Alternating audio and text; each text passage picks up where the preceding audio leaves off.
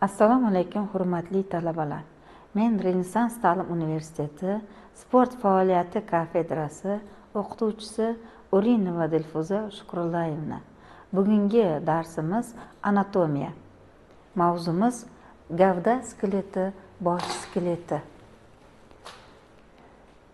Mavzu rejasi: bosh skeleti, miya suyaklari, yuz suyaklari, umurtqa pog'onasi suyaklari, ko'krak qafasi suyaklari.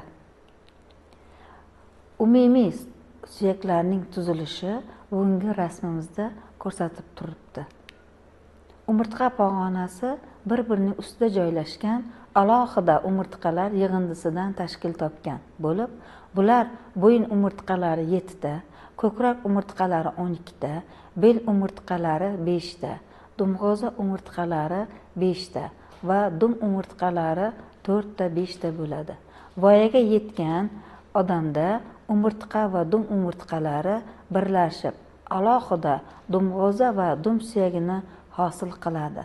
Umurtqa pog'onasining o'rtacha uzunligi erkaklarda 73-75 cm, ayollarda esa 69-71 cm gacha bo'ladi.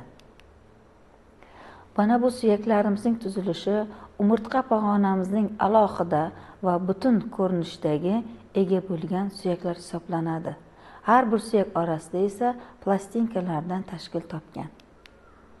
Ko'krak qafasining suyaklari: ko'krak qafasi umurtqa pog'onasining ko'krak umurtqalaridan 12 juft, qovurg'alardan va to'sh suyagidan hosil bo'lgan. Qovurg'alar juft suyaklar bo'lib, yassi egilgan plastinka shaklidadir.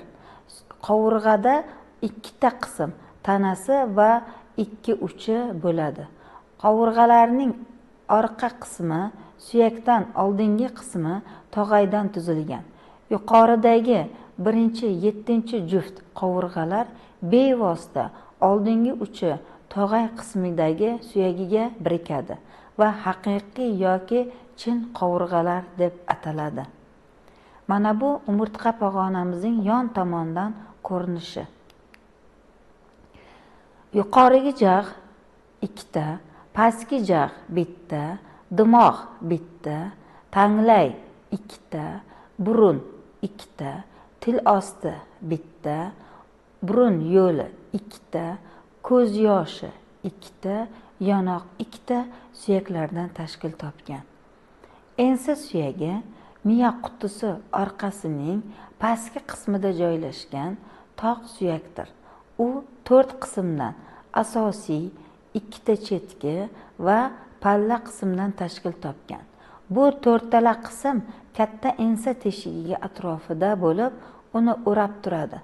Ensa suyagining chetki qismida bir juft bo'g'in yuzasi do'ngchalari bo'lib, ular birinchi bo'yin umurtqasidagi bo'yin yuzasiga birikadi. Tepa suyagi to'rtburchak shakldagi yassi suyakdir. Uning 4 tomoni va 4 ta burchagi bor. Tashqi tomonida do'ngcha bo'lib, u tepa do'ngi deb ataladi. Ichki tomonida arteriya, qon tomirlari o'tadigan egatlar bor. Peshona suyagi toq bo'lib, 4 qismdan palla, burun, 2 ta ko'z qismdan tashkil topgan. Palla qismi yupqa plastinkadan iborat bo'lib, oldingi tomonida 2 ta peshona do'ngi, ular tagida qosh usti yoylari, o'rtasida esa pastlik qonchar usti hisoblanadi. Bu bosh skeletimizning umumiy tuzilishi. Peshona liqqildoq rom shaklida bo'lib, bo'yi 3,5 cm, eni taxminan 2,5 cm keladi. Bu liqqildoq bolaning 2 yoshida suyaklanib yopiladi. Ensa liqqildog'i uchburchak shaklda bo'lib, bolaning 2 oyligida suyaklanadi. Peshona liqqildog'i rom shaklida bo'lib, bo'yi 3,5 cm, eni taxminan 2,5 cm keladi. Bu liqildoq bolaning 2 yoshida suyaklanib yopiladi. Ensa liqildog'i uchburchak shaklda bo'lib, bolaning 2 oyligida suyaklanadi.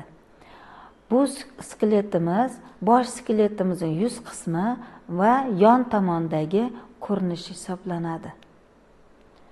Atlant halqa shaklida bo'lib, tanasi va o'tkir o'simtasi bo'lmasligi bilan bo'yinning boshqa umurtqalaridan farq qiladi.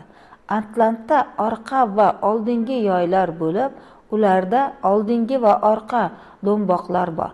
Umurtqa teshigi boshqa umurtqalarnikidan kattaroq.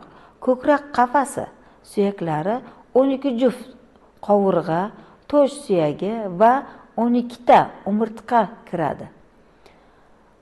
Unda muhim ichki organlar yurak, traxeya, bronxlar, o'pka, qizil'o'ngach va yirik qon tomirlar rivojlanadi.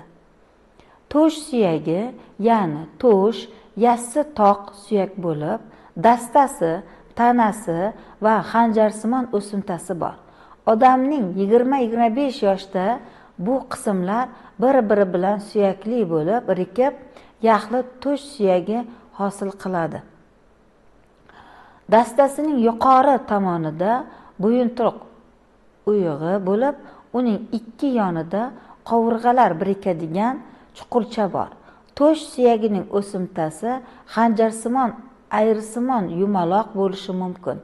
Gavda suyaklarining o'sishi va rivojlanishida tashqi muhit sharoiti, bolaning ovqatlanishi, jismoniy mashq qilmasligi ta'sir etadi. Bolalarning ko'krak qafasi yoz va kuz oylarida tez o'sadi. E'tiboringiz uchun rahmat. Bugungi darsimiz tugadi. Yanada yangi ma'lumotlar olish uchun Renessans ta'lim universitetining kutubxonasiga murojaat qilishingizni so'raymiz.